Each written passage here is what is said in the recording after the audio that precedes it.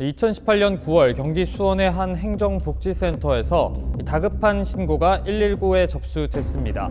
계단 참에 서 있던 대형 신발장이 환경미화원 A씨를 덮쳤다는 겁니다. 구급차로 병원에 옮겨진 A씨, 머리를 크게 다쳤는데 의식불명 상태로 치료를 받다가 한 달 만에 결국 숨졌습니다.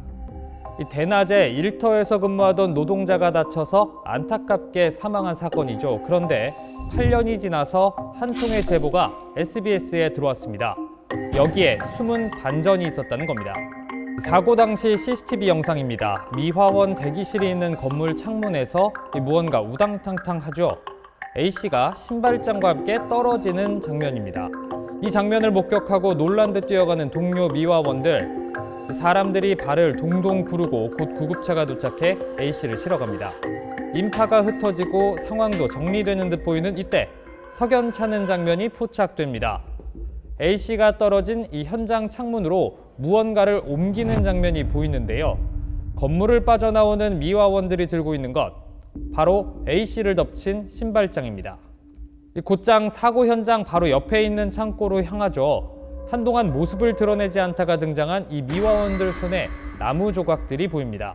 A씨를 덮친 신발장을 창고 안에서 발로 차고 부숴 해체해버리는 장면이 고스란히 담긴 겁니다. 이 사고 불과 30여 분 만에 일어난 일입니다.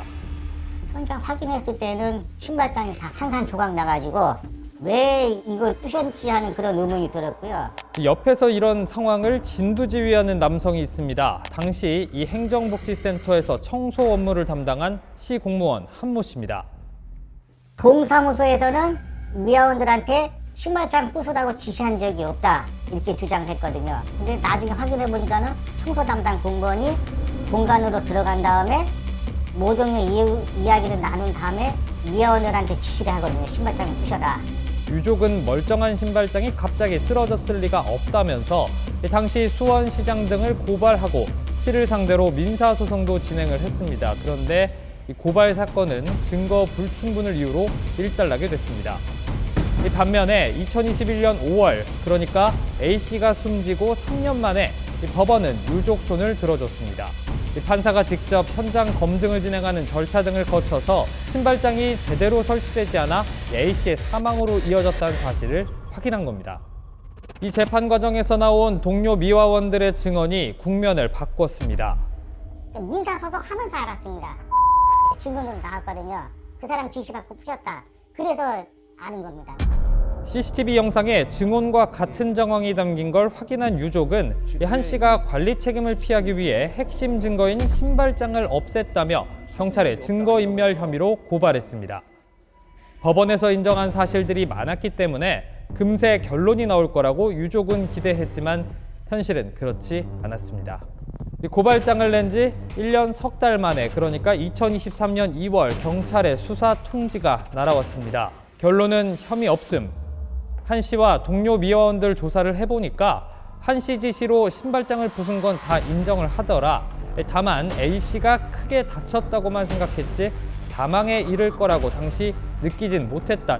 신발장이 어떤 사건의 핵심 증거가 될 거라는 인식 자체를 못했다는 이 피의자들의 주장을 경찰이 그대로 받아들인 겁니다. 유족은 반발하며 이의 제기에 나섰지만 받아들여지지 않았습니다. 고소 사건이라는 이유입니다. 경찰을 믿지 못하겠다며 검찰에 직접 고소장을 냈지만 사건은 다시 경찰로 넘어갔고 이송 한 달 만에 다시 무혐의 처분이 내려졌습니다. 포기하지 않은 유족 집념을 알아준 걸까요? 유족 주장을 다시 살펴보라며 검찰이 경찰에 사건 재수사를 요청한 겁니다. 하지만 경찰도 만만치 않았습니다. 혐의 없음 결론을 계속 유지했고 이후 2차례나 검찰이 보완 수사를 거듭 요구했는데도 꿈쩍하지 않았습니다. 그렇지 않아도 더딘 수사에 소가리를 하던 유족, 경찰에 이런 요청까지 했다고 합니다. 하도 안 되겠어가지고 제가 2024년 한 4월쯤에 경찰서 찾아가가지고 보니까는 결론 바꿀 마음이 없으니까는 없어 보인다. 그러니까는 경찰에서는 무혐의 내는 걸 전제로 해가지고 신속하게 수사해달라. 그러니까 또 이제 신속하게 한 일주일 만에 수사를 해가지고 무혐의로 해가지고. 앞서 여러 차례 재수사와 보완 수사를 요구했던 검찰은 2024년 5월 사건을 넘겨받아 직접 수사에 나섰습니다. 지난해 4월 첫 피의자 조사가 이루어졌고 이 동료 미화원 조사도 이어진 끝에 지난해 9월 한 씨와 미화원 차모 씨를 증거인멸 교사 혐의로 불구속 기소한 걸로 확인됐습니다. 경찰과 달리 사고 현장을 목격한 이들이 신발장 관리 소홀로 사고가 났다는 걸 알 수 있으면서도 책임을 피하기 위해서 불리한 증거를 없앴다고 판단한 겁니다. 검찰 관계자는 SBS에 유족이 주장한 부분과 CCTV 영상 속 정황, 그리고 사고 당시 관련자들의 인식이 어땠는지 등을 종합적으로 따져본 결과 혐의가 인정된다고 본 거라고 설명했습니다. 우리가 다시 처음으로 돌아가서 살펴봐야 하는 부분이 있습니다. 신발장을 옮기고 부수는 데 가담한 미화원 총 3명이죠. 차 씨 외에 2명은 재판에 넘겨지지 않은 겁니다. 왜 그럴까요? 유족은 차 씨와 달리 나머지 2사람은 신원을 알지 못해서 수사 의뢰를 하지 못했다고 설명합니다. 정보공개 청구 등 절차를 거쳐서 지난해 6월에야 뒤늦게 이 둘을 고소했는데 공소시효가 임박한 탓에 제대로 수사가 이루어지지 않았고 결국 이들은 불기소 처분됐다고 설명했습니다. 여기서 또 하나의 반전이 일어납니다. 이번엔 법원이 나선 겁니다.